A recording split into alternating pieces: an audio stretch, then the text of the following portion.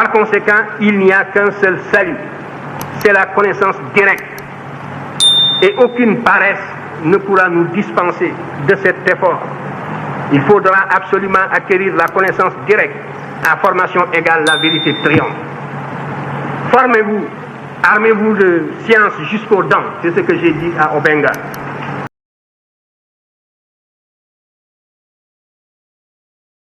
Justement, dans la commission de distinguer les facteurs des processus et les facteurs de production de l'espace. Nous les avons évoqués la séance dernière. Nous avons distingué principalement deux facteurs de production de l'espace, le social et le spatial. Dans le social, nous avons énuméré les instances idéologiques, le politique, l'économique.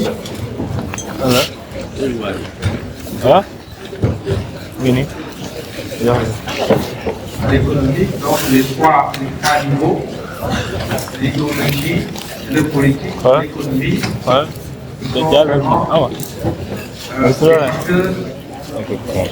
d'organisation de l'espace. Nous avons également indiqué que le spatial est aussi important parce que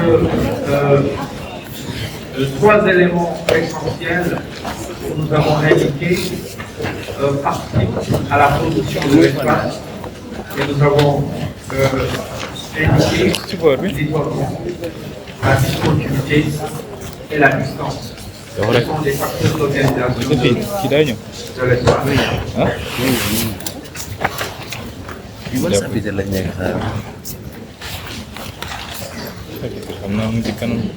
Maintenant, on va voir les processus d'organisation de l'espace. Et on parle du postulat que nous avons indiqué depuis le début de cours. Le postulat que c'est la société qui produit l'espace. En fait, l'espace n'existe pas sans société. Sans humain, l'espace n'existe pas. L'espace est produit justement par la société et souvent la société produit l'espace à son image. Une société capitaliste, le paysage que vous observez dans une société capitaliste n'est pas le même paysage que vous observez dans la société communiste, par exemple. Ceux qui connaissent le Sénégal savent que dans l'univers de Diola, par exemple, du sud, nous n'avons pas le même paysage, même les types de construction diffèrent. Quand vous passez, par exemple, du milieu Diola au milieu serré, quand vous passez du milieu serré au milieu souniqué, quand vous passez du milieu souniqué au milieu Peul, par exemple, les paysages ne sont pas les mêmes, parce que ce n'est pas la même culture, ce n'est pas le même rapport à l'espace. Les souniqués sont des agriculteurs, des sédentaires, d'accord? Alors que les Peuls, qui sont des voisins, sont des éleveurs, et donc la trame spatiale n'est pas la même, parce que le rapport à l'espace est différent, d'accord? Dans le groupe souniqué, il y a un rapport de durabilité par rapport aux matériaux qui sont utilisés, par rapport à l'habitat, alors que dans la société Peul traditionnelle, la société Peul transhumante, qui transhume, il y a un rapport assez superficiel à l'espace, parce que ce qui compte dans cette société-là, c'est la mobilité et non la sédentarité. Donc les paysages qui sont produits sont différents d'une société à une autre, d'une culture à une autre. Alors, donc, en partant de ce postulat-là, il y a deux choses qui vont découler de ce postulat-là. Deux choses. La première chose, c'est ce que je venais de dire tout à l'heure, la diversité. Comme la société produit l'espace à son image, et que les sociétés sont différentes les unes par rapport aux autres, il n'y a pas les mêmes cultures, il n'y a pas les mêmes idéologies, il n'y a pas les mêmes systèmes économiques, il n'y a pas les mêmes systèmes politiques. Eh bien, l'espace est différent d'un endroit à un autre. Quand on postule que l'homme construit l'espace ou produit l'espace, dans son image, la conséquence immédiate, c'est que l'espace est divers, il y a une grande diversité spatiale. Et alors, mais cet homme-là, il est avant tout un homme universel. L'humanité, elle est une. L'humanité, elle est une. Elle n'est pas. Elle est diverse. Seulement dans les formes, dans les détails. Différentes seulement dans les formes, dans les détails. Mais dans le fond, il y a beaucoup de différences. L'humanité est une, elle ne peut pas être divisée.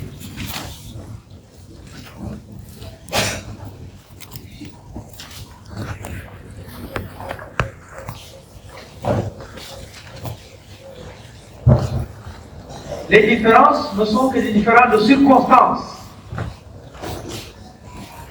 de contexte, d'histoire.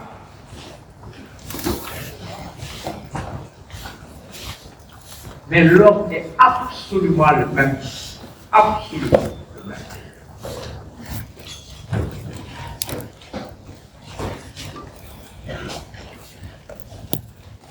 Et c'est ça qui fait que on est appelé aussi, devant la diversité, on est appelé aussi à réfléchir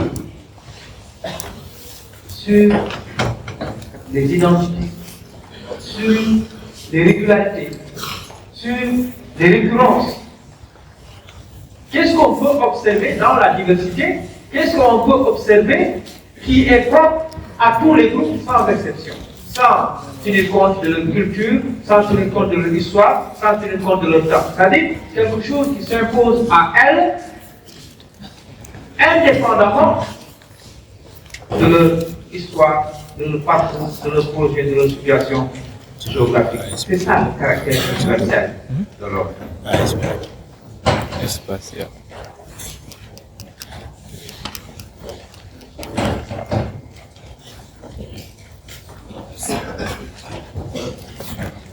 Et c'est ça qui va nous mettre dans deux registres en même temps. Le registre de la diversité,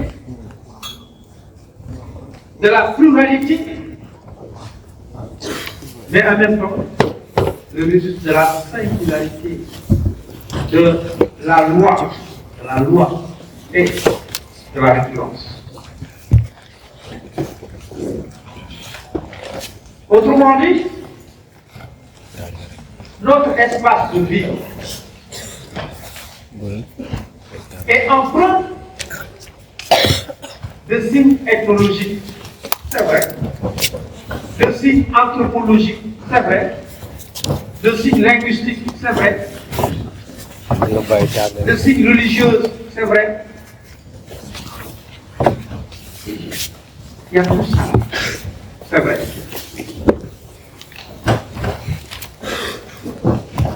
Mais, si on regarde au fond, il y a un principe fondateur. Il y a des éléments qui transcendent ces diversités-là, ethnologiques, anthropologiques, culturelles, etc. Il y a quelque chose qui transcende ces différences-là et qui fait qu'encore nous sommes un. Je le répète, que l'humanité est une. Il y a un principe unique d'organisation de l'espace, malgré les diversités. Et ce sont ces principes-là que nous allons énumérer aujourd'hui le long du cours. C'est le principe unique qui organise l'espace. Le premier principe que nous allons examiner,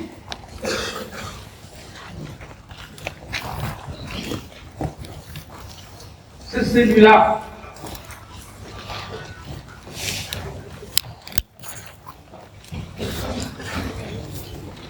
La localisation. C'est le premier principe, c'est la loi. La première loi d'organisation de l'espace, c'est la localisation.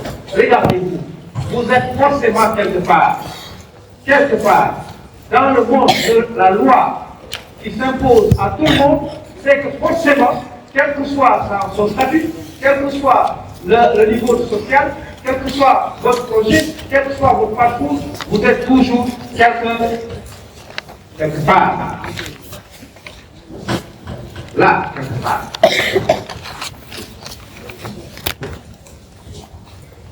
Si vous bougez, vous êtes quelque part. Si vous bougez, vous êtes quelque part. C'est le principe.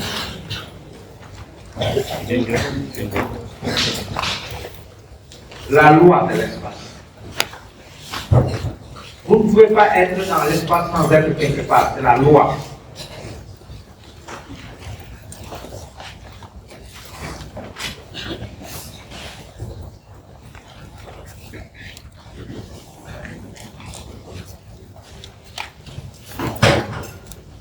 Donc, on a découvert une première loi spatiale dans la diversité. Ça s'impose à toutes les sociétés, à toutes les histoires, à toutes les cultures, à toutes les civilisations. Être quelque part, forcément. Et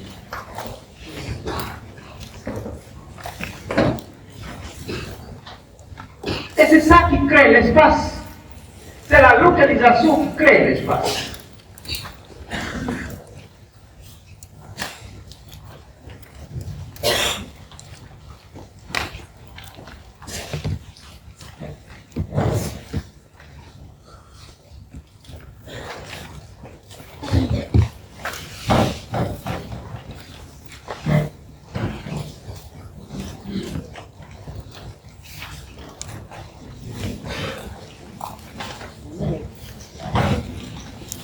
Parce que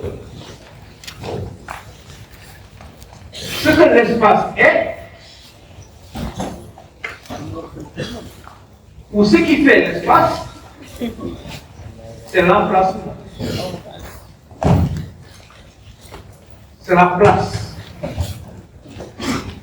C'est le lieu que j'occupe.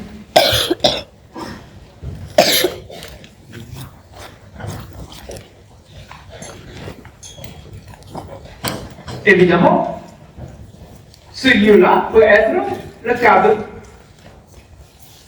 l'amphi. Mais quand je dis l'amphi, je parle de deux choses. Je parle du cadre et du contenu. Parce qu'il n'y a pas d'amphi sans les étudiants. Donc, l'espace, le lieu, c'est à la fois le cadre et le contenu, ou l'expression du phénomène.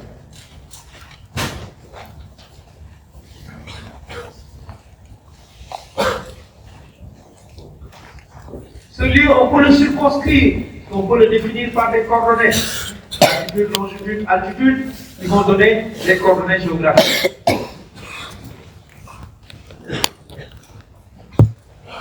Et le système métrique qui va donner les coordonnées rectangulaires à partir des systèmes de projection. Ça, vous le savez très bien parce que vous l'avez vu en première année. Vous l'avez étudié en première année.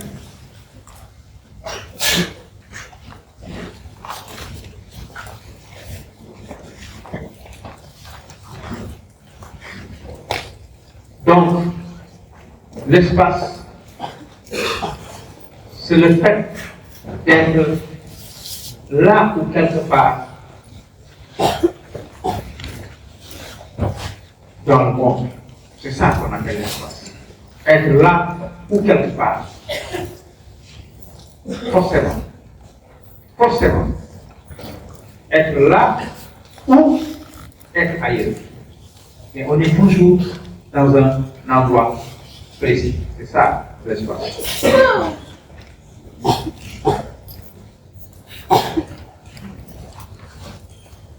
Et ça amène d'autres réflexions, comme la question ou le concept de la position et le concept de situation.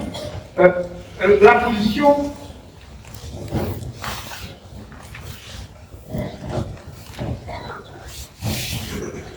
indique et renforce l'idée que quelque part, on est toujours quelque part et on ne peut pas être dans deux lieux différents.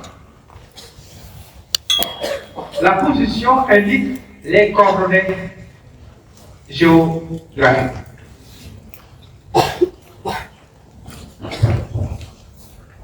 Et ces coordonnées géographiques sont uniques dans le monde. La position géographique, la localisation, c'est comme les ADN.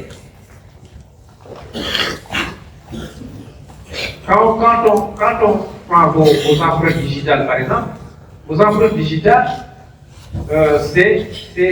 elles sont uniques au monde. Uniques. Quel que soit le nombre d'habitants dans le monde, on était combien? On était 1 million d'habitants, on n'est pas. Je parle du monde là. Je parle du monde. Quand vous suivez l'évolution de la population mondiale,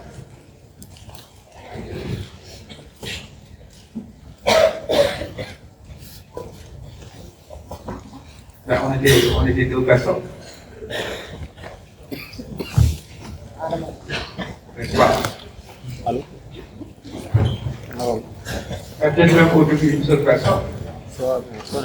Après une deuxième, après une troisième, après une quatrième, etc. etc. Aujourd'hui, le monde compte combien?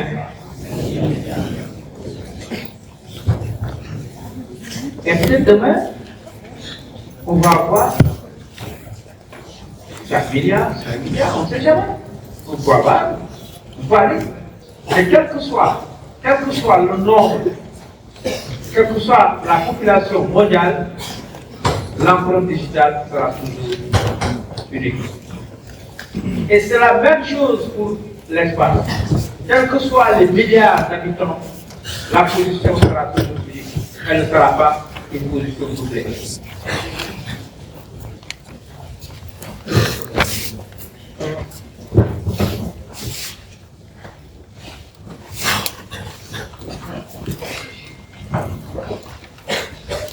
Maintenant, on peut effectivement situer les objets, non pas par rapport à une localisation qui est une localisation absolue, mais par rapport à d'autres objets, c'est ça qu'on appelle la situation.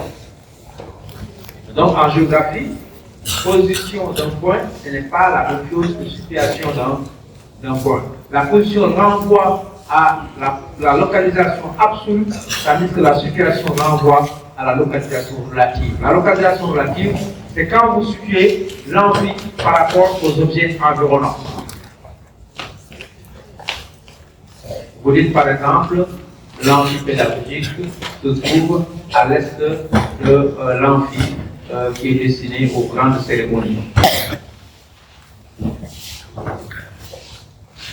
D'accord?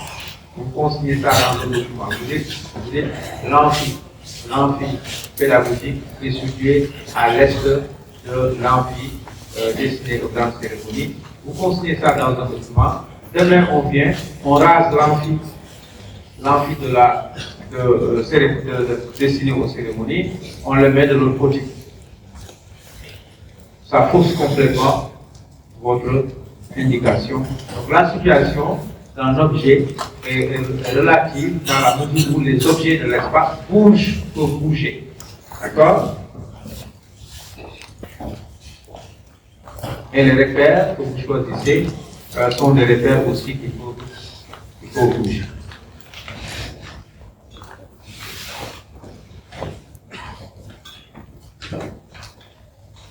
Je ne vais pas insister sur les retombées ou les développements épistémologiques, disciplinaires qu'on peut faire avec la localisation, parce que vous savez très bien que la cartographie, la base de la cartographie, c'est la localisation. C'est son principal matériau.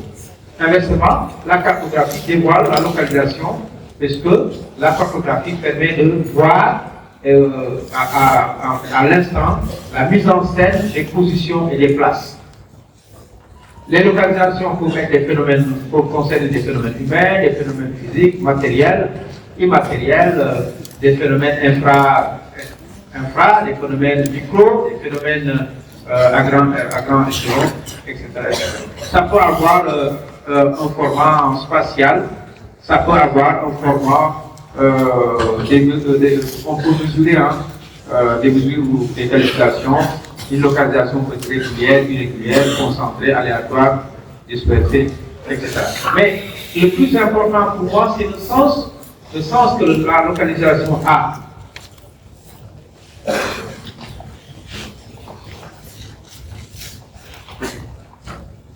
Le sens que la localisation a, ça veut dire le sens qu'un lieu a. Pour vous dire comment est-ce qu'une localisation peut être importante.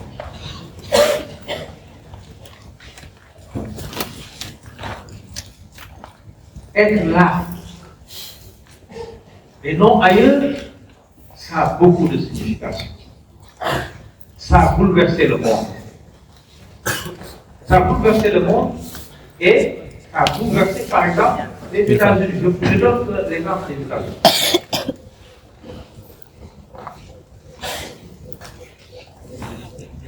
Dans les années 50, vous savez qu'il y avait la ségrégation aux États-Unis. Système politique ségrégationniste.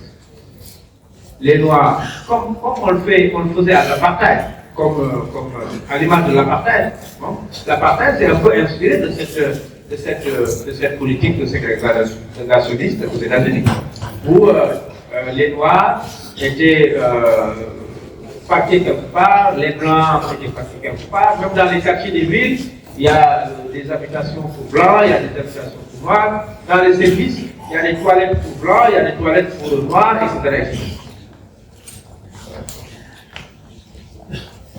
Alors, un jour, il y a une dame qui a pris le bus, une noire, qui s'appelle Rosa Parks, et qui a pris la place qui était réservée aux Blancs. On lui avait demandé de se lever, elle a refusé, vous connaissez la suite. La suite, c'est que, effectivement, mais la ségrégation ou la politique ségrégationniste a disparu justement à cause de ce acte-là qui consistait à prendre la place. Parce que cette place-là, c'était le symbole même d'un système politique, d'un système culturel.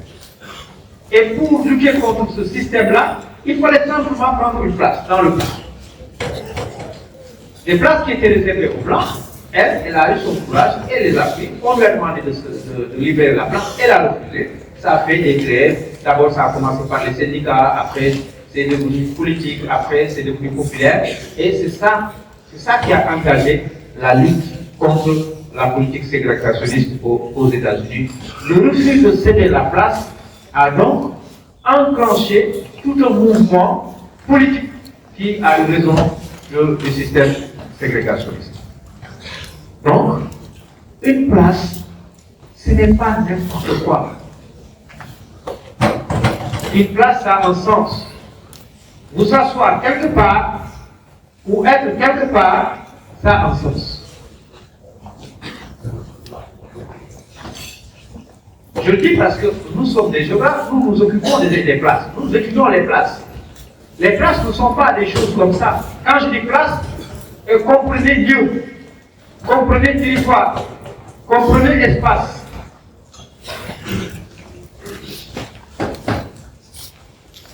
C'est des phénomènes qui parlent. C'est des phénomènes qui racontent des histoires. Les places racontent des histoires. Les places parlent.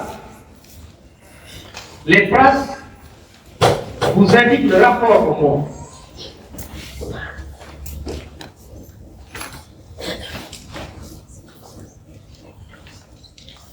C'est pourquoi pourquoi il faut prendre la place. Il faut prendre la place.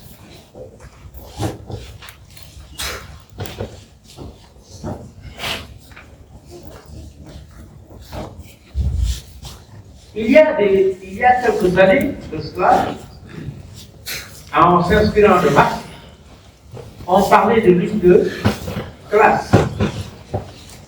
Mais aujourd'hui, dans le monde, on ne parle pas de lutte de classe. On parle de lutte de place. Oui. Même dans la géopolitique, actuellement, c'est les classes qui sont importantes. Ce n'est pas les classes.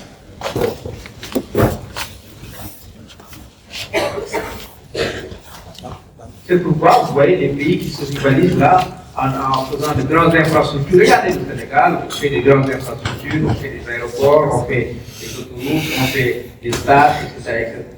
Mais on doit comprendre sa place. Attention.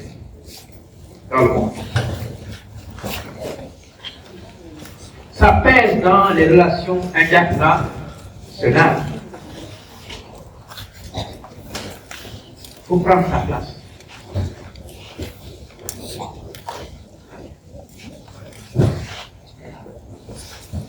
Donc, un lieu a du sens politique, a un sens social, idéologique et culturel, qu'il faut interroger pour comprendre l'importance de ce lieu-là.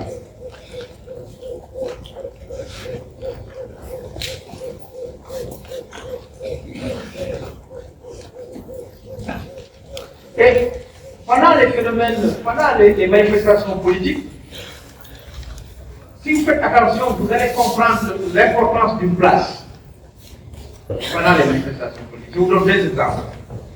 Je ne sais pas si vous vous souvenez de l'élection présidentielle entre Macky Sall et Abdoulaye Wade. C'est la première fois, l'alternance de ville. Alors, qu'est-ce qui s'est passé au Sénégal?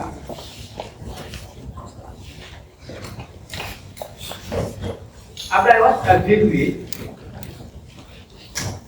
un endroit. C'est quel endroit? Ils ont verrouillé, l'État a verrouillé un endroit. Vous ne vous souvenez pas de cet épisode-là?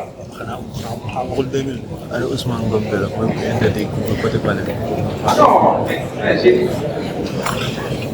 Non, c'est pas 2007. 2007, Abdoulaye Wade n'était pas là. La première alternance, c'est qui? Non, c'est 2007. C'est entre Abdoulaye Wade et. Non, pas toujours. Macky Sall. 2012.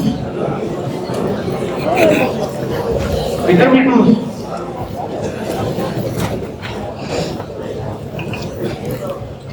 Vous ne vous souvenez pas de cet épisode-là? 2012. Mais 2012, vous étiez quand même au lycée? Est-ce que tu as commencé à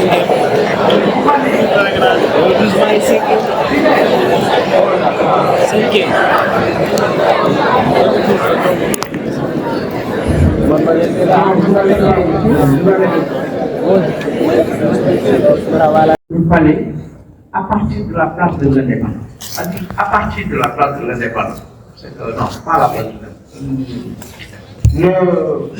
Oui, c'est ça. Là où il y a le ministère des Affaires étrangères. C'est ça, la place de l'indépendance? Voilà.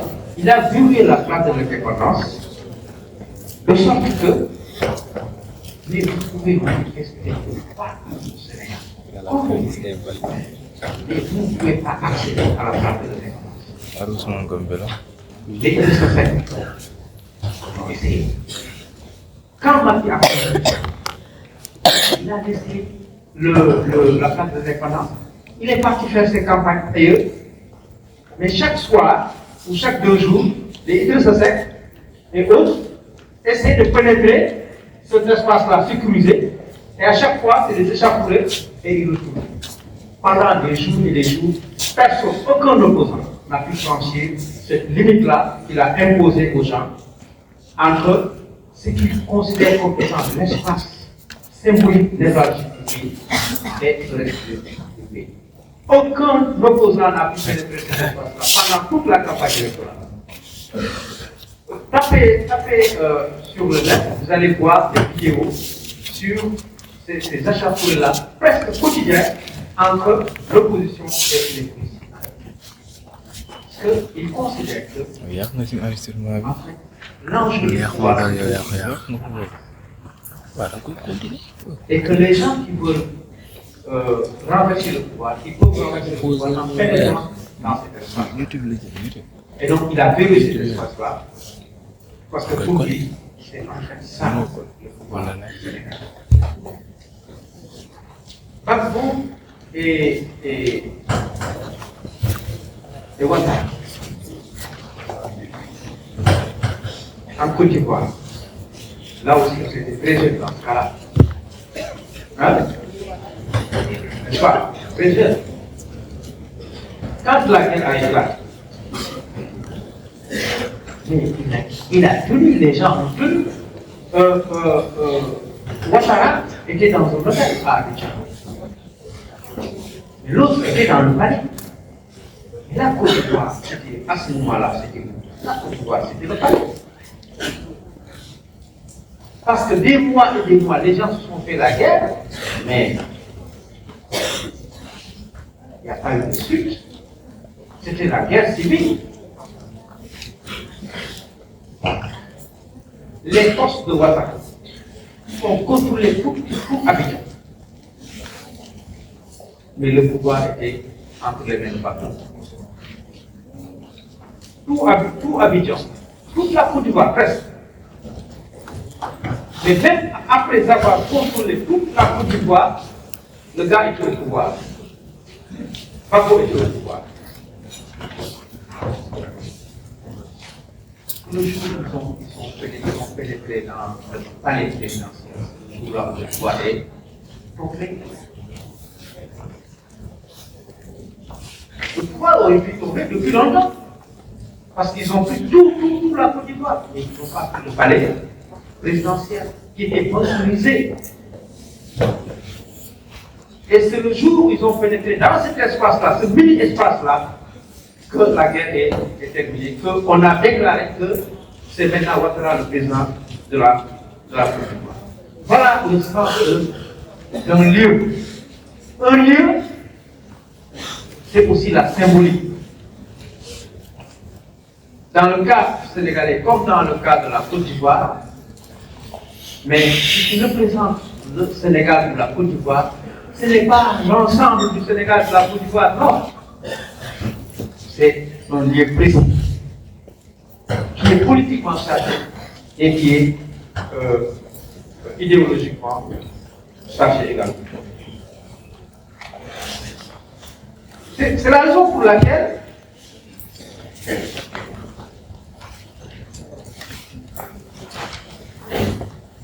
le lieu n'est pas qu'un simple emplacement. Et au-delà de cela, c'est un emplacement, c'est vrai, mais au-delà de cela,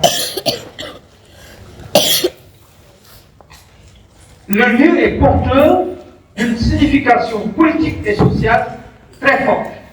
C'est un objet symbolique qui est approprié, qui peut être interdit et qui est source de convoitise, de conflits et de revendications.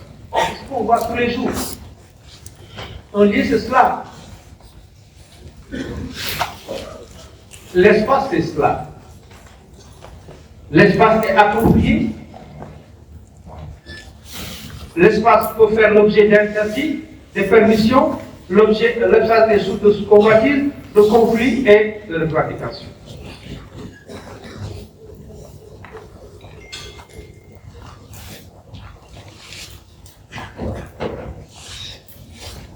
Conquérir un lieu ou perdre un lieu, forcément,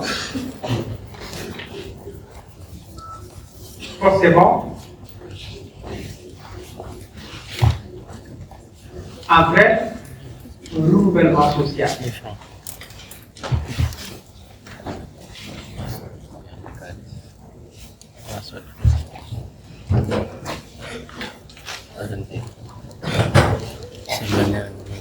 Sebenarnya Dama ko may dama ko jaay dama ñëw nuyu danga ñëw nuyu woon wala may dama ko jaay. Un lieu traduit un ordre socio-politique. Il faut étudier. Un lieu a du sens sociopolitique. Pourquoi un lieu a du sens sociopolitique? Parce que tout lieu a 3 éléments qu'on peut mettre en évidence. Un lieu, c'est d'abord un statut. Un lieu, c'est d'abord un statut. Est-ce que c'est un lieu public?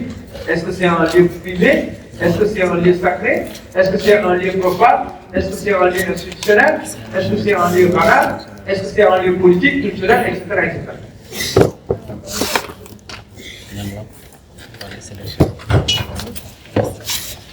L'espace a un statut.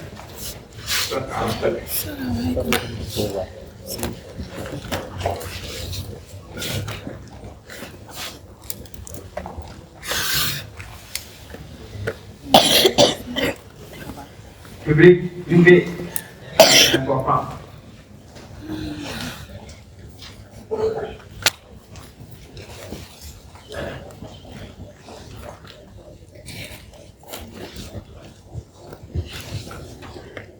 Sacré, profane, ça c'est important. Hein? Un lieu a un statut. Il faut comprendre, il faut avoir, il faut comprendre pour saisir le statut du lieu pour pouvoir agir.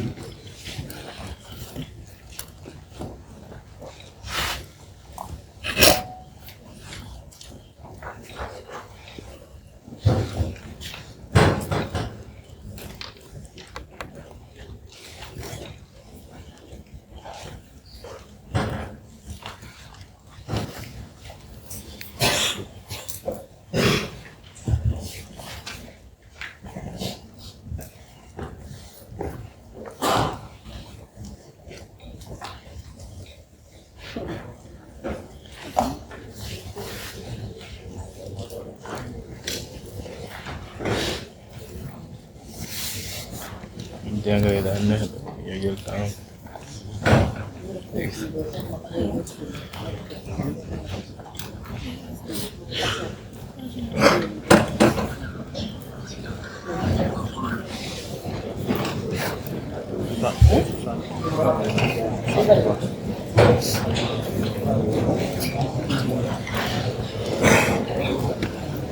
Question?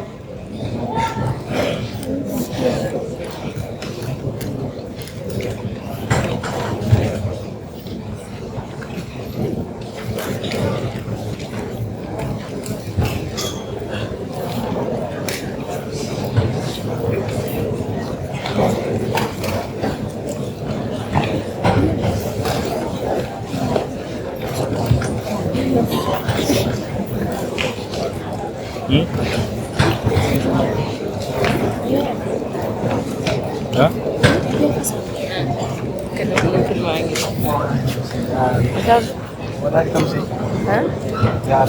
Tuh bentar dia.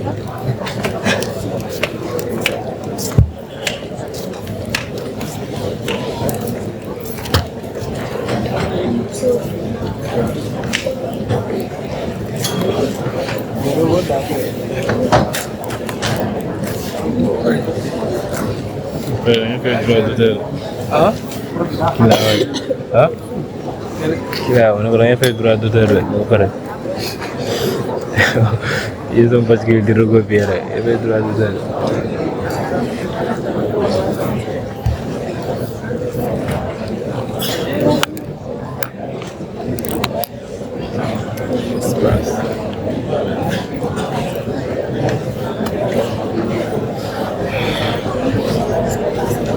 Vai, tem que parar.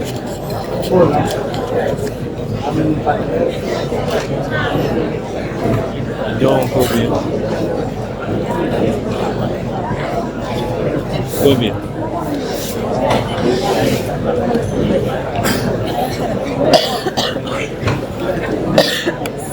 Normal, ni sekarang. Ada yang apa?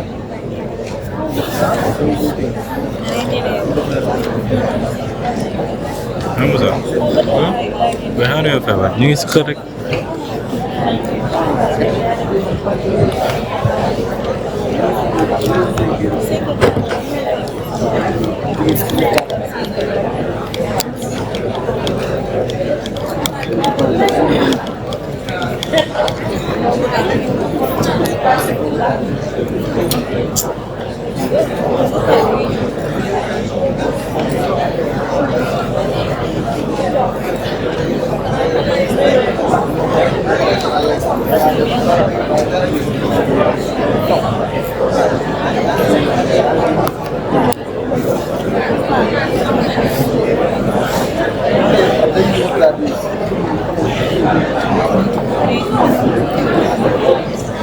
ñëwetuma pose affaire bi de.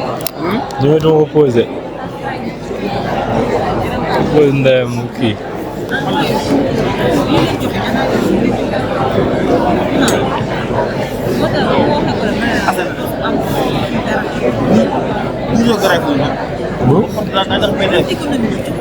non moom kooku du joxe péré fe depuis elle a ma ñëw mais mu joxe péré.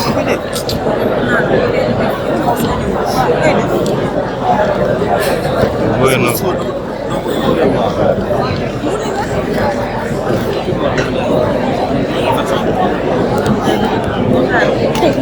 Si vous n'avez pas de questions, j'ai voulu vous donner des exemples sur la question du statut du lieu, mais bon, je me dis que ça peut vous embrouiller. Mais considérez vraiment que un lieu, c'est d'abord son statut. Quand vous avez à étudier un lieu, il faut que vous vous interrogez sur son statut. Ça vous permet de comprendre beaucoup de choses. Parce que je vois dans la presse sénégalaise, c'est dans les discussions anodines comme ça, moi j'entends beaucoup à propos des religieuses, par exemple.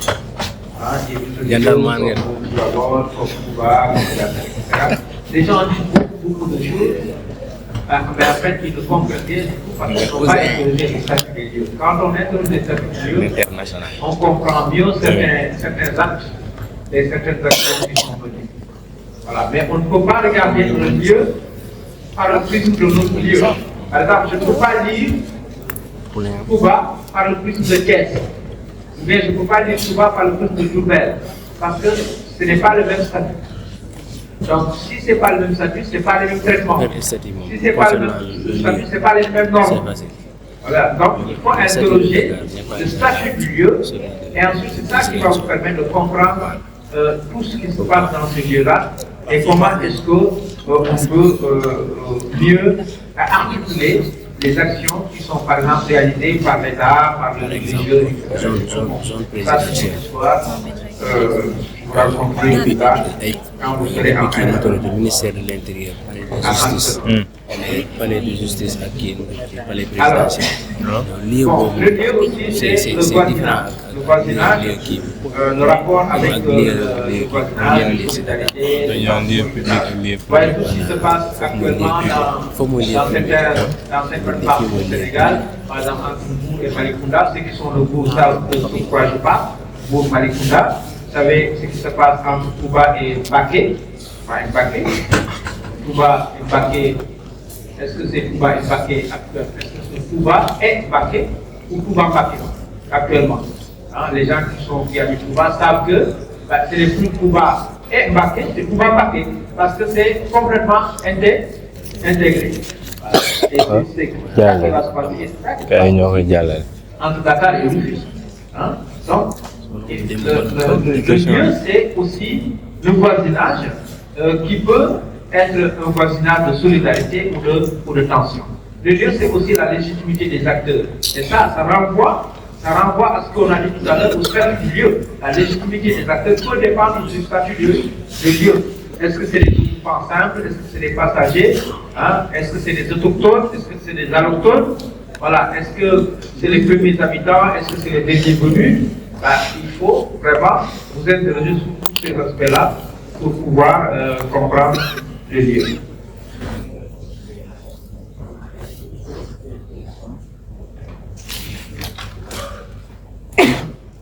tout ce que je viens de dire là, ça concernait un point, c'est-à-dire que je considère que l'espace est un ensemble de lieux.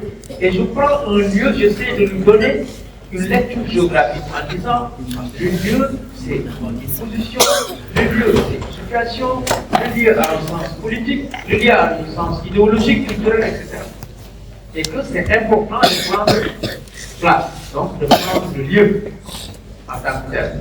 Donc, ce raisonnement-là, ce discours-là, porte sur le fait que je considère l'espace comme un ensemble de lieux déjà fixés, un ensemble de lieux, comme vous êtes actuellement dans l'amphi, un ensemble de lieux.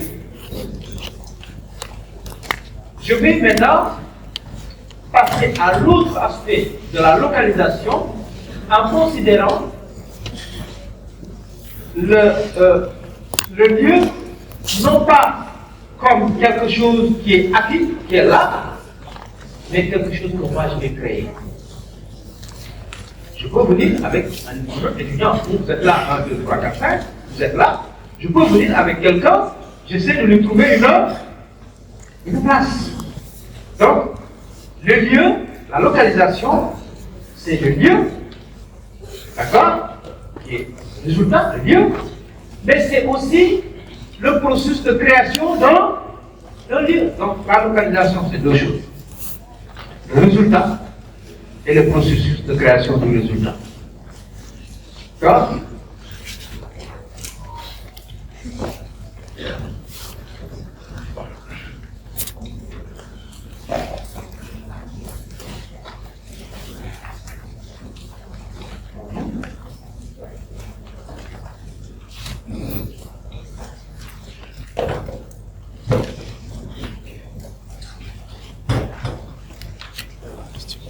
Oui, c'est ça.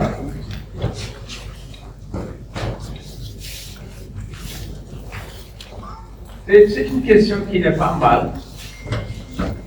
Peut-on parler de la localisation en dehors de la planète Terre? Je demande si on peut parler de la localisation en dehors de la planète Terre.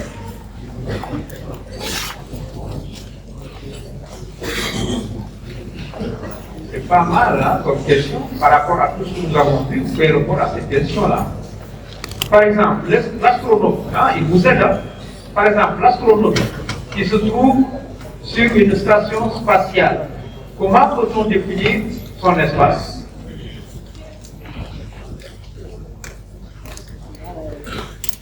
Comment peut-on définir son espace?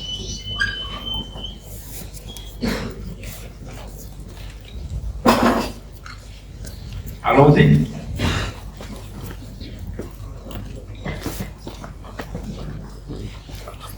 Donc, peut-on parler, la question est simple, peut-on parler de la localisation en dehors de la planète Terre?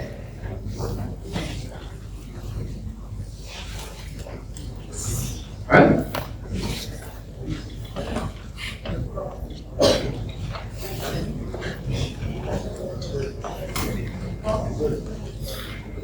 Je pense que le fait de chercher notre paysage, de chercher notre planète, on est dans l'espace. Le fait de chercher qu'il existe une planète,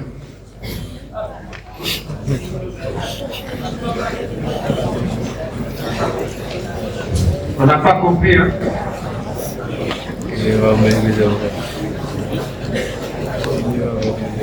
comprendre nga façon bi mu wax ki ma koy xaw a dara yow nga jàpp Qui peut répondre à la question?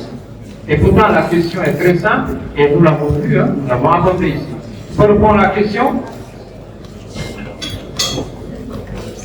peut-on parler de la localisation Oui, pour moi, puisque nous avons dit que la place ça se crée, en dehors de la planète aussi, on peut trouver une autre place. Parce que lorsque nous avons commencé le tour, vous avez demandé de se poser deux questions. Où sommes-nous? Qu'y a-t-il à l'époque? Et pour moi, en dehors de la planète, il y a de la place.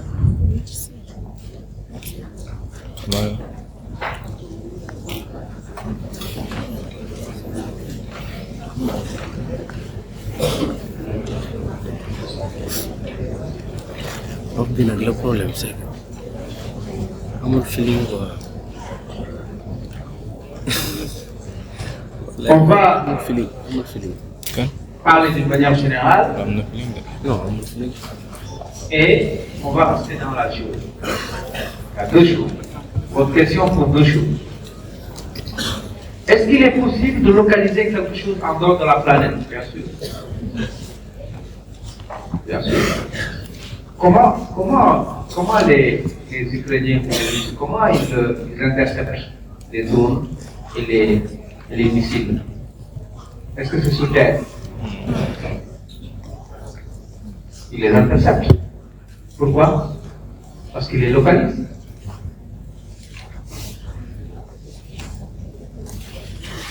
On peut localiser quelque chose en dehors de l'espace terrestre, dans le système. Nous sommes dans un système solaire, dans un univers où tout est paramétré, les points sont suivis dans l'univers. Un avion qui vole, mais on sait exactement à quelle altitude, à quelle longitude et à quelle altitude. Pourquoi les militaires abattent les avions et les trucs? À partir du sol. À partir du sol. Pourquoi ils les abattent? Parce qu'ils connaissent exactement leur position. Donc, évidemment, on peut localiser quelque chose en dehors de la planète Terre, dans le système solaire. Dans l'univers, on peut localiser quelque chose. Ça, c'est fait.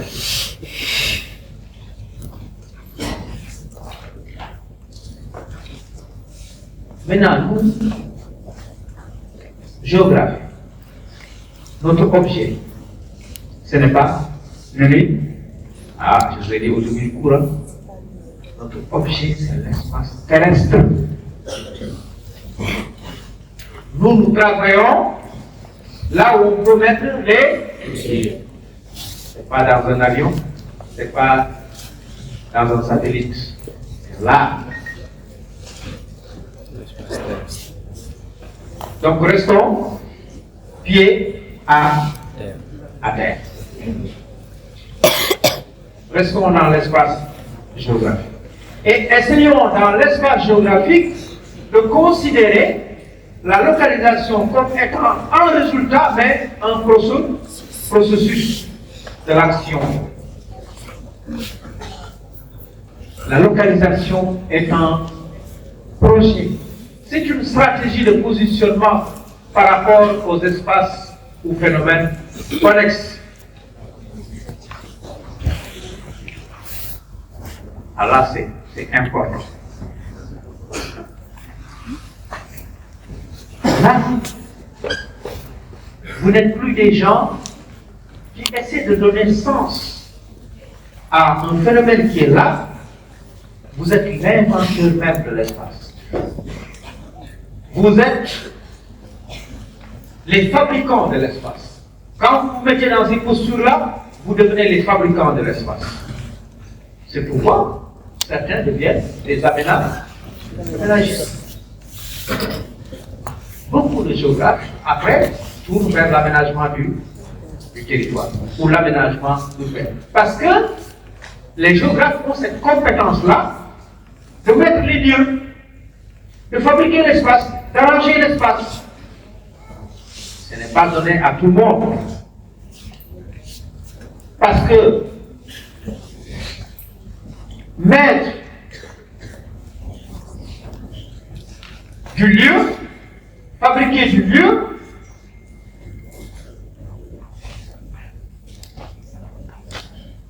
rend compte de beaucoup de phénomènes. Ça renseigne sur le pouvoir, qui a le pouvoir de mettre le lieu ou pas. Qui a le pouvoir de le faire. Mettre le lieu. Ça vous rappelle pas quelque chose qu'on a vu la dernière fois? Mettre le lieu. La Tanzanie. Je vous ai parlé de quoi là? Là, des Kouzama, la village là,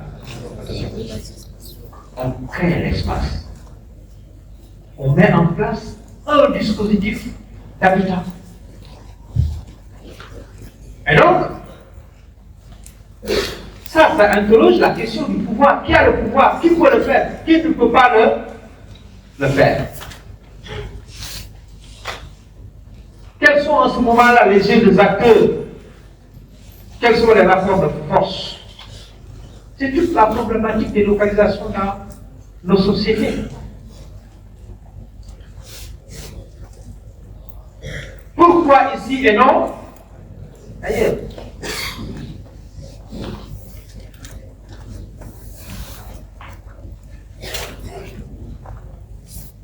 En économie,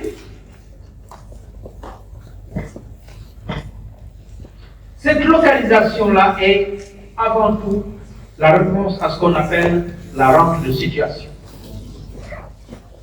En économie, c'est très simple.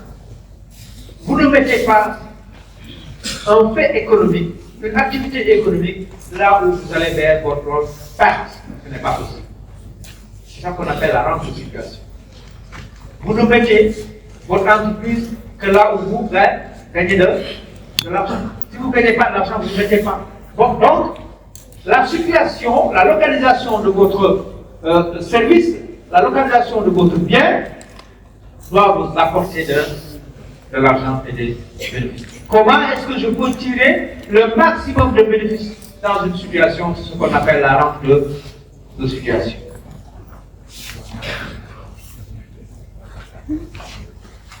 Par rapport au prof qui fait l'économie spatiale, je suis plus en avance que lui ou lui il est en avance par rapport à moi?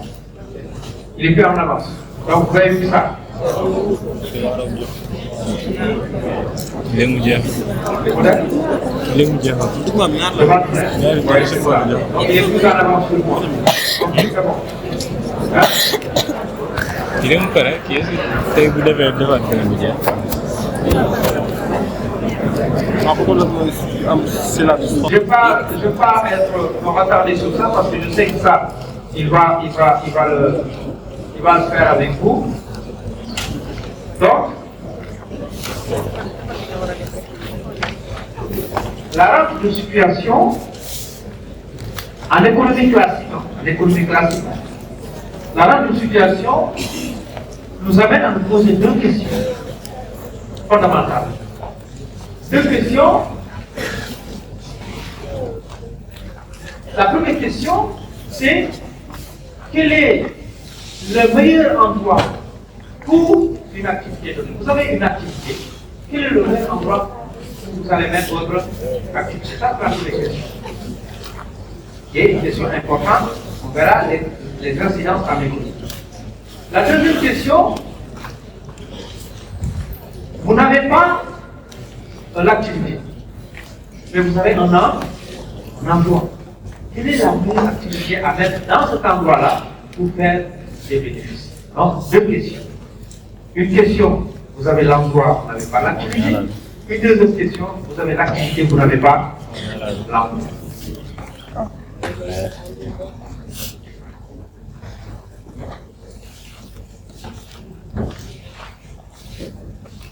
Dans la première question où vous avez l'activité, c'est la théorie d'Alfred Weber. C'est Weber qui a développé cette théorie-là, qui sera complétée par d'autres, etc. Mais l'origine, c'est vraiment Alfred Weber. Qui dit que si vous avez une activité de métallurgie, par exemple, une activité de métallurgie,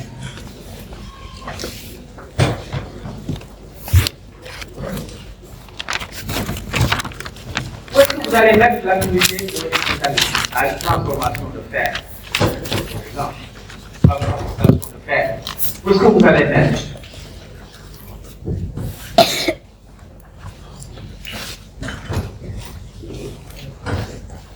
Vous allez mettre l'industrie dans ce qu'on appelle la position médiane. Parce que la position médiane vous permet d'alléger les coûts de production et les coûts de commercialisation. Vous êtes obligé, c'est ça, vous êtes obligé donc d'étudier ces deux coûts-là. Parce que ces deux coûts-là, ce sont ces coûts-là qui se pèsent sur la charge de production, sur vos produits, qui vont vous empêcher de faire de la concurrence. Parce que n'oublions pas, le système capitaliste est un système de concurrence. Qu'est-ce qu'il y a? Vous dormez? Monsieur? Monsieur? Qu'est-ce qu'il y a? Qu'est-ce qu'il y a? Vous n'avez pas dormi? Oui? Vous ne dormez pas? Pourquoi? Est-ce que vous êtes malade ou pas? Ah.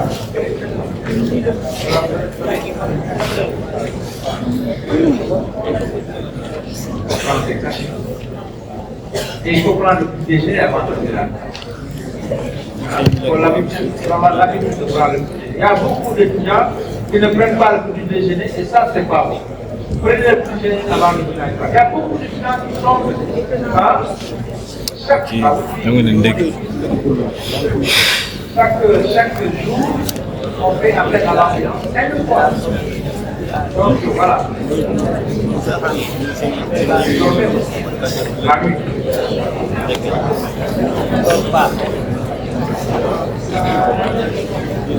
Donc, vas-y, tu montres à boire du café.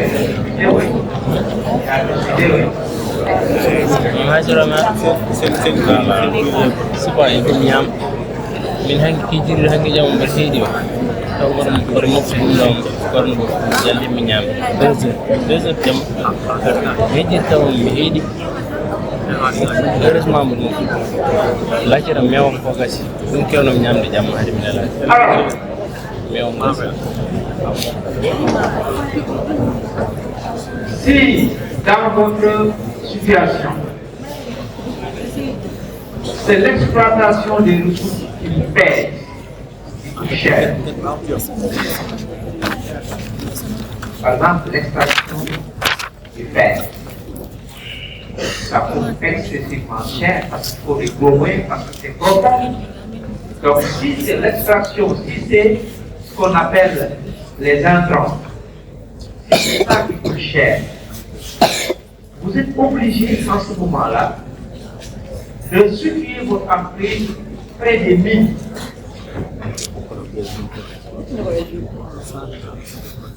Autrement, si les ressources coûtent X francs, d'accord, et que le marché vous coûte X moins 1 franc, vous avez tendance à minimiser les ressources et donc votre entreprise sera localisée vers les ressources, parce que ce sont les ressources qui vous coûtent plus cher.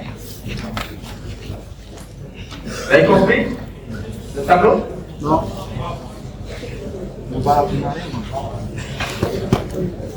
Je recommence.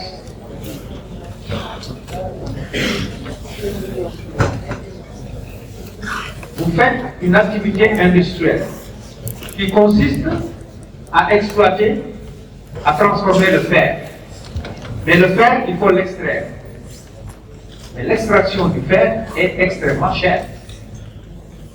Et la commercialisation aussi du fer est extrêmement chère parce que le fer est très lourd. Donc vous allez dépenser énormément d'argent pour le commercialiser. Vous allez dépenser énormément d'argent pour l'exploiter, pour le transformer, mais pour la vente aussi c'est beaucoup d'argent. Mais il faut comparer les coûts. Coût de commercialisation, coût de production. Si les coûts de production c'est X, admettons 10 francs, et que les coûts de commercialisation c'est X moins 1, admettons 9 francs, n'est-ce pas? Vous allez mettre votre entreprise vers les ressources parce que les ressources coûtent plus cher que la commercialisation. Est-ce que tout le monde a compris ça? Oui. Et c'est l'inverse. Si c'est le marché qui vous coûte cher, parce que le transport, il arrive que le transport coûte cher aussi. Si c'est le transport qui vous coûte cher, eh bien, vous avez intérêt à mettre votre industrie non pas à côté des ressources, mais vers le marché. Parce que c'est ça qui va vous permettre de soutenir la concurrence. Dans le cas où, mais les coûts du marché sont les mêmes que les coûts de production, mais donc votre entreprise va occuper une position médiane. On appelle une position médiane, le milieu. C'est ça la théorie de Alfred Weber. Ça, c'est la théorie de base. Vous allez entrer en profondeur avec votre prof d'économie spatiale sur les variations qu'il y a avec cette théorie-là de Weber.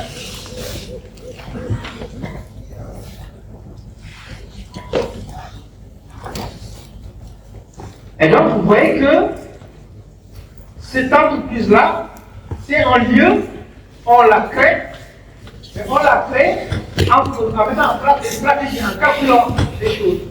On ne la crée pas n'importe comment. On la crée parce qu'on est obligé de tenir compte de ce qu'on appelle la rente de situation ou la rente de localisation.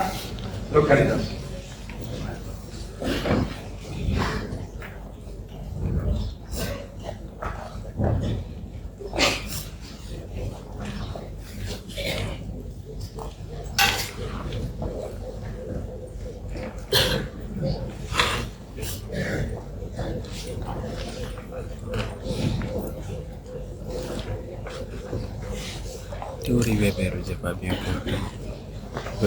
Ça, c'est les variantes où les bassins de main-d'œuvre, de la main-d'œuvre, s'ajoutent maintenant aux ressources et aux produits de commercialisation qui font que l'affaire est un peu plus complexe, mais l'idée reste la même. L'idée, c'est de trouver la localisation optimale qui permet de soutenir une concurrence dans une économie de marché. Ce qui est cherché, c'est la minimisation des coûts de production et de vente. La deuxième question,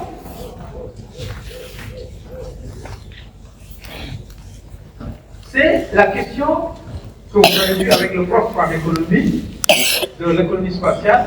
C'est la question que Van Toenen s'est posée, parce que Van Toenen a une plaine qui est constituée d'agriculteurs, et cette plaine-là est polarisée par une ville. Et naturellement un centre, un marché unique. Et donc l'idée c'est de dire, mais comment est-ce que les agriculteurs vont disposer leur activité, leur exploitation agricole pour ravitailler ce centre-là, mais en étant en concurrence les uns par rapport aux autres, d'accord, et en essayant d'avoir le maximum de profit possible. Mais comme ils sont en concurrence, une personne ne peut avoir moins de profit que l'autre.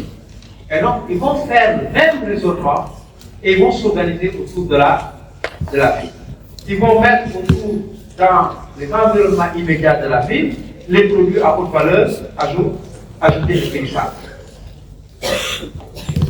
Ensuite, ils vont ordonner les autres cultures, d'accord, en tenant compte du coût du transport, parce que c'est ça le plus important, parce que si vous perdez, si vous dépensez plus que les autres dans les coûts de transport, mais ça va impacter sur votre produit, le prix de votre produit, et vous n'allez pas pouvoir soutenir la concurrence. Donc, ces deux cas-là vous montrent que la localisation est une stratégie commerciale. Mais c'est une stratégie commerciale, c'est vrai, en économie, mais on l'a vu aussi que c'est une stratégie de contrôle politique et de gestion politique. La villagisation des tout avant montre que c'est aussi une stratégie de gestion et d'encadrement politique.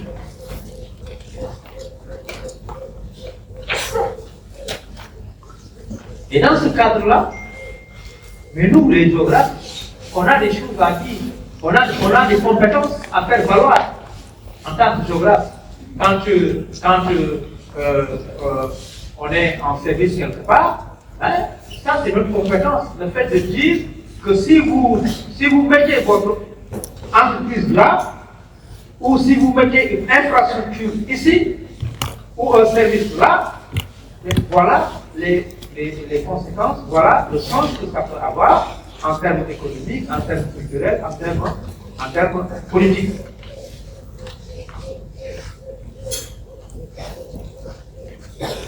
Mon prof m'a raconté, c'est un coup comme ça, m'a raconté que au Sénégal, ici, ça s'est passé ici, vous savez, les interventions au niveau du monde rural, ils sont passés dans un village où il était question de mettre des infrastructures sociaux de base dans un village.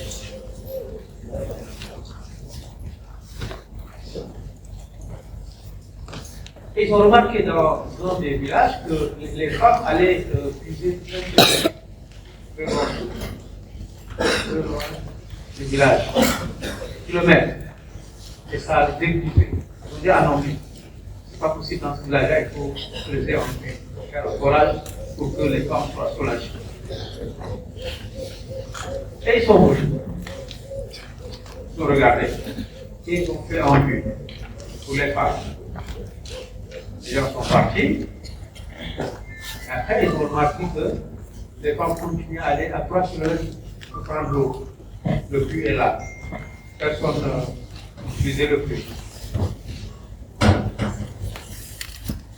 Quand ils ont fait des enquêtes, après, l'évaluation, le projet, il n'y avait pas, personne n'utilisait le puits. Et il se trouve que le puits est mis à côté d'une grande place des hommes. C'est-à-dire que le puits est là, les hommes sont là, chaque soir, chaque matin, ça discute, ça joue. C'est mal. On dit non, ça c'est pas un bon endroit. Donc, le puits est délaissé par les femmes parce que simplement le puits a été mal placé. Donc, le fait de mettre un équipement quelque part doit reposer sur l'étude de cette lieu-là. Je vous ai dit qu'un lieu, c'est beaucoup de choses. Le statut. Quel est le statut du lieu? C'est la relation de voisinage. Ça compte la relation de voisinage. Vous êtes à côté de qui? Vous êtes à côté de qui? Quelles sont les tensions? Quelles sont les solidarités? Vous ne pouvez pas mettre un groupe d'hommes ici, ça discute, ça crie, et un groupe de femmes ici, juste à côté, parce que ça va discuter et crier aussi. Oui. Ces deux groupes-là ne peuvent pas être dans le même univers. Il faut de la distance, parce qu'il y a des choses qui sont propres aux hommes, il y a des choses qui sont propres aux femmes. Donc, la localisation, au-delà de l'aspect économique, c'est une question sociale et politique. Quand on veut aménager un territoire, il faut prendre toutes les dispositions possibles et nécessaires pour faire des études et pour ne pas rater des choses qui peuvent annihiler le projet ou les attentes escomptées. Question?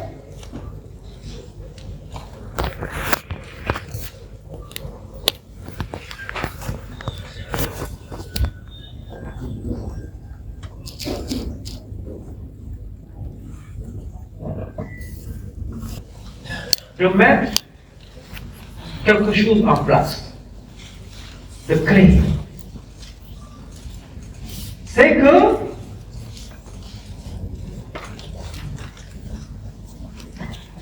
soit on ouvre, soit on ferme. Soit on ouvre, soit on ferme.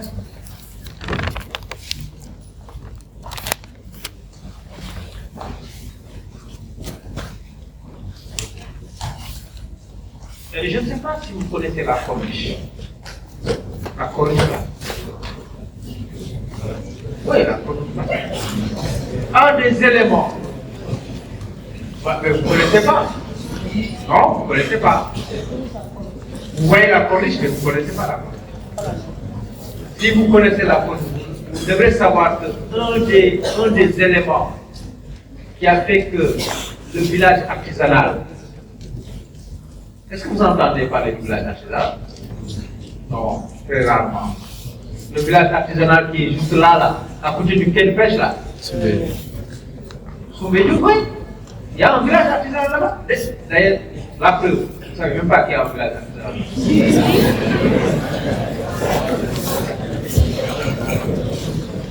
Parce que la corniche, parce que c'est la corniche qui a fait péricliter le village artisanal. C'était un village connu, qui rayonnait.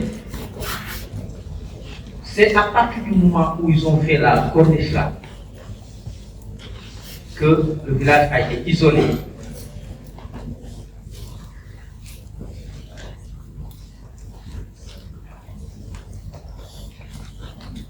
Donc, si vous mettez une infrastructure quelque part,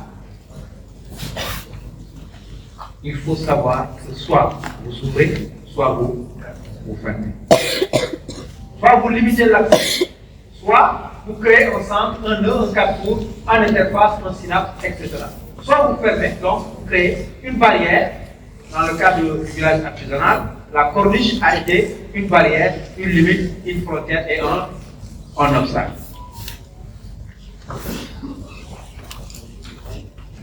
Soit c'est un effet simultané d'ouverture et de fermeture par rapport aux espaces. Ah mais je parle même du village. Je n'ai parlé. Je pensais que je ne l'ai pas évoqué dans le temps. Le village, ça va frapper, parce que moi je visitais le village avant la corniche, et quand ils nous ont mis la corniche, c'est extraordinaire, c'est un isolement parfait de cette infrastructure-là. Et d'ailleurs, en son temps, ils ont protesté, ils ont fait plusieurs manifestations, mais bon, à ce moment-là, la corniche était très très importante pour le Sénégal.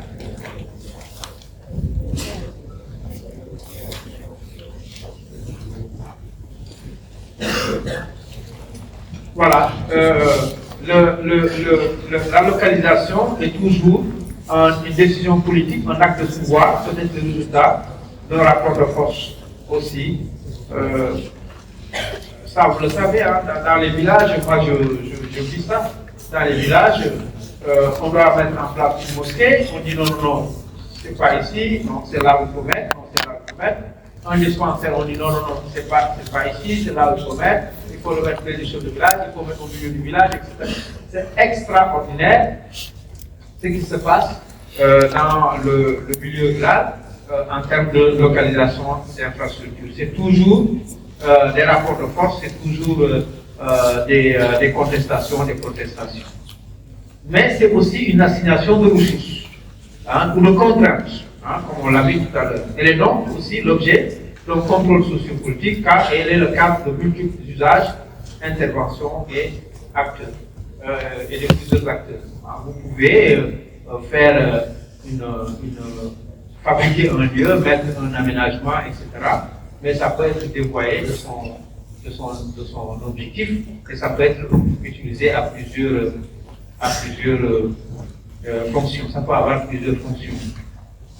Voilà, donc, voilà les deux aspects de la localisation que je voudrais partager avec vous ce matin, en vous disant que je commence par indiquer que la localisation, c'est une loi. C'est-à-dire que l'espace, c'est une diversité, mais il y a aussi des invariants. Le premier invariant que nous avons vu, c'est le fait d'être toujours quelque part. Ça, c'est l'invariant. D'accord? Maintenant, être quelque part, ça signifie deux choses. Ça signifie être là, ou ça signifie créer un là, créer un ici, ou créer un ailleurs. C'est ça que j'ai essayé de montrer ce matin, en espérant que vous avez compris quelque chose. Et donc, si vous avez des questions, on les prend. et on continue la semaine prochaine sur une autre loi de l'espace, c'est-à-dire l'espace.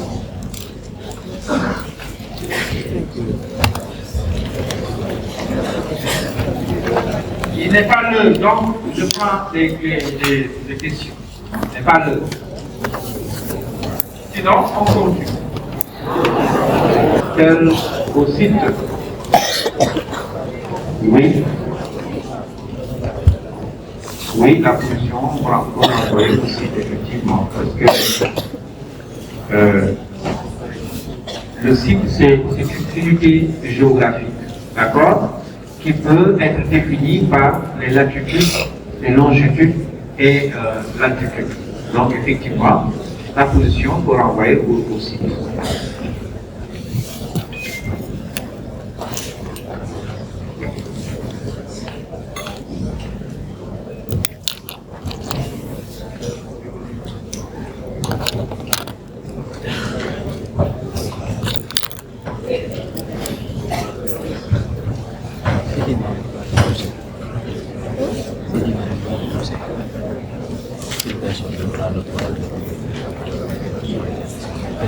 Ok. Est-ce que le modèle d'Alfred Weber est toujours valable aujourd'hui? Oui, c'est valable là. Enfin, le modèle est valable. Pourquoi le modèle n'est pas valable? Est-ce que ce qu'il faut dire, est-ce que le modèle a évolué? Effectivement, avec l'évolution du monde, le modèle a évolué. Tout à l'heure, je vous ai montré que lui, par exemple, Alfred, a mis deux pôles, les ressources et le marché.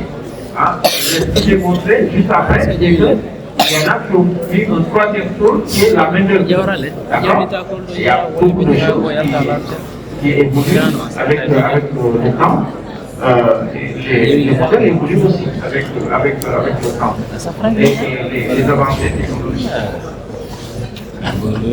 Alors, non, désolé, pouvez-vous encore le dire concernant la pollution et pour dire en répondant à la question, quels sont les principes de production de l'espace? Les principes de production de l'espace sont dans le cours. Dans le cours. Hein. Pourquoi le modèle de Van Tunen est contesté de nos jours? Van Tunen a inventé un modèle dans une situation économique où l'activité dominante c'est l'agriculture. D'accord? L'agriculture. Or, aujourd'hui, les activités, c'est plus que l'agriculture, il y a autre chose. C'est comme la théorie de Malthus, c'est dans le domaine de l'agriculture. Voilà. Donc, ça, c'est un. Deuxièmement, on parle du principe que qu'on est dans un milieu clos. On est dans un milieu clos parce qu'on est dans un environnement polarisé par une ville. Mais, actuellement, hein, si vous voulez avoir vos facteurs de production, si vous voulez avoir les éléments de production, vous pouvez les acheter dans le marché chinois, comme vous pouvez les acheter dans le marché ukrainien, comme vous pouvez les acheter, etc. Donc les choses ne sont pas aussi...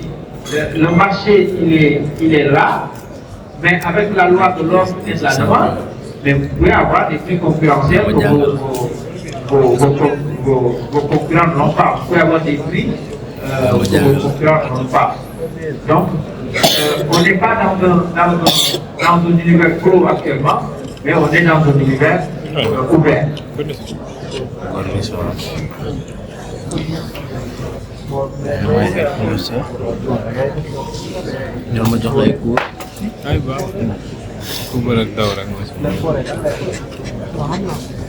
Au-delà d'une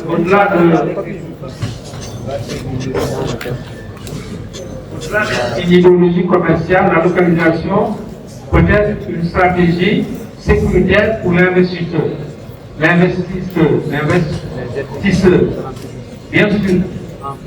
sûr que c'est une stratégie commerciale, mais aussi il y a la sécurité. Vous ne mettez pas votre entreprise dans un endroit qui n'est pas sûr, vous ne le ferez pas.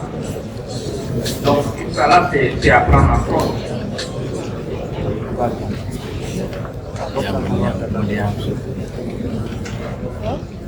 Alors, quelle est la différence entre ville religieuse et cité religieuse? Franchement, je ne sais pas. Je ne sais pas, il faut chercher. Parce que ce débat-là n'est pas tranché au Sénégal. On confond ville religieuse, cité religieuse, etc. Il y a des gens qui ont tenté de répondre à ça. Mais moi, je travaille sur les religions. Moi, je travaille sur les religions. Mais je ne peux pas répondre à la question quelle est la différence entre ville religieuse et cité religieuse. Parce qu'il n'y a pas au Sénégal, il n'y a pas une définition institutionnalisée de ce qu'on peut appeler ville religieuse. Les gens en parlent comme ça, mais est-ce qu'il y a une ville religieuse au Sénégal? Donnez-moi une ville religieuse au Sénégal. Hein? Quoi? Déjà, aujourd'hui, c'est pas une ville. Pourquoi? C'est pas une ville. Pas une ville. C'est devenu une ville aujourd'hui. Vous voyez, c'est un village. Village. Voilà. C'est autre ville. Ouais, c'est ville. Tu vas où? Assuré là, Qui vous a dit que tu as première partie du concert là, concert de la jeunesse. Hein? Après, comme baratuma pour ay abonnés jam kiwan nay 9186. Wallahi hewan. C'est très difficile.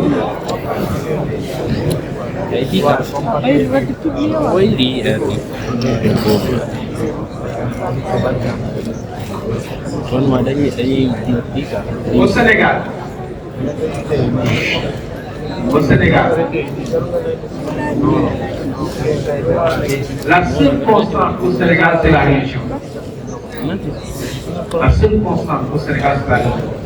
Tous les espaces, toutes les villes sont des espaces de pratique religieuse. Toutes les villes, sans exception. Vous allez à Saint-Louis, vous allez à Tamba, vous allez à Dakar, vous allez à Thiès, etc. Toutes les villes sont des espaces de pratique religieuse. Voilà. Mais dans le discours institutionnel, dans le discours commun, on parle de vie religieuse, effectivement. On parle de cité religieuse. Par exemple, il suffit simplement, regardez, il suffit simplement que le président de la République crée une tournée. Il suffit simplement qu'il fasse une tournée au Sénégal.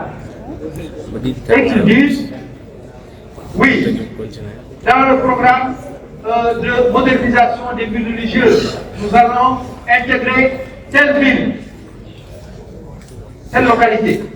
Il dit par exemple, dans le cadre de la modernisation du programme, il y a un programme de modernisation des villes religieuses, nous allons intégrer Dakar. Et Dakar devient une ville religieuse. C'est comme ça que ça se passe.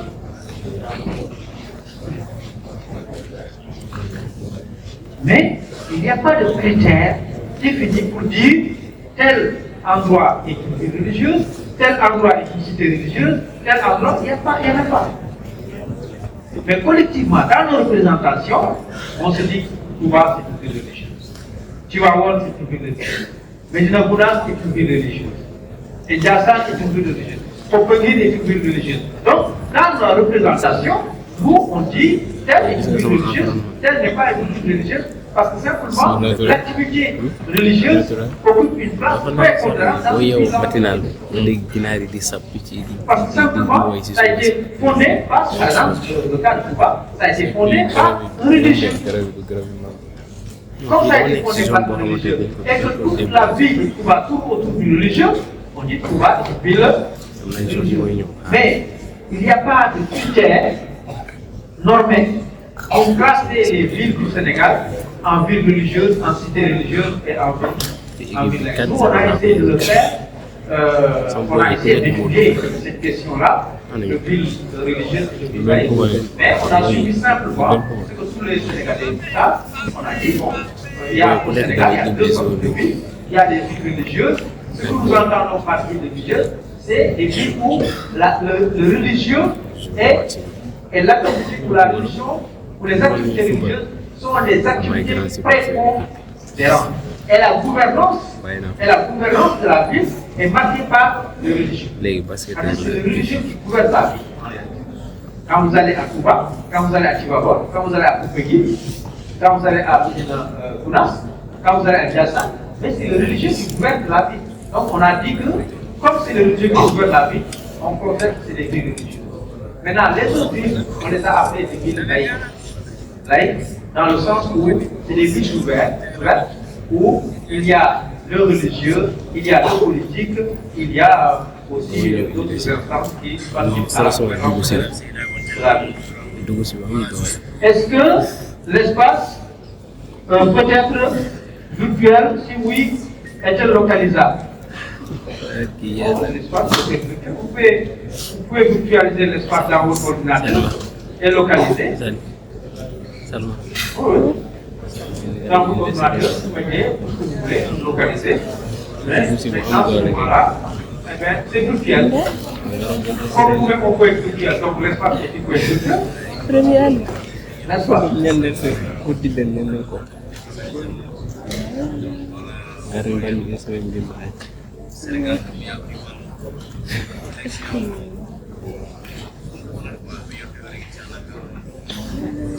En partant de l'espace, pourquoi le naturel n'est pas toujours écologique? Ah, franchement, je ne sais pas. Ah, c'est savant. Comme moi, je ne suis pas savant, je ne parle pas comme ça. Voilà, cherchez une information ailleurs.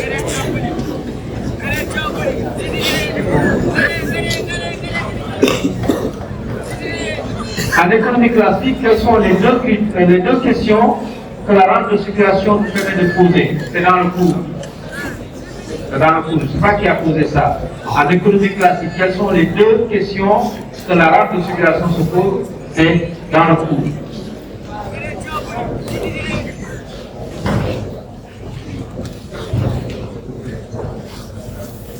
Quelles sont les caractéristiques fondamentales de différenciation des statuts de lieu? Je ne comprends pas la question. Quelles sont les caractéristiques fondamentales de différenciation des statuts de lieu? Je ne comprends pas. Est-ce que la personne peut expliquer? Je ne comprends pas cette question.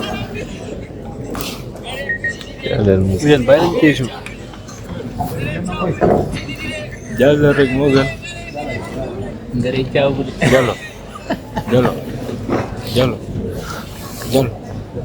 Ah, Sidi dire ngari caabu de. Ngari gi la ñëw naa di ngari caabu de. Ba Ousseyn yi ñibbi. waaw yow gars yi. dama may def troisième cours may xool. naa ma def troisième cours bi. troisième cours man 1h30 laa koy def. non. wala ma def 30 minutes yu njëkk yi 1h30 yi des ma def 30 minutes yu njëkk yi ma dem ko restaurant. soo àggee nga xaar. Sidi dire ngare caabu ne. Ngari gi la ka saari ngari caabu de. Solan caabu. Caabu. Yeah.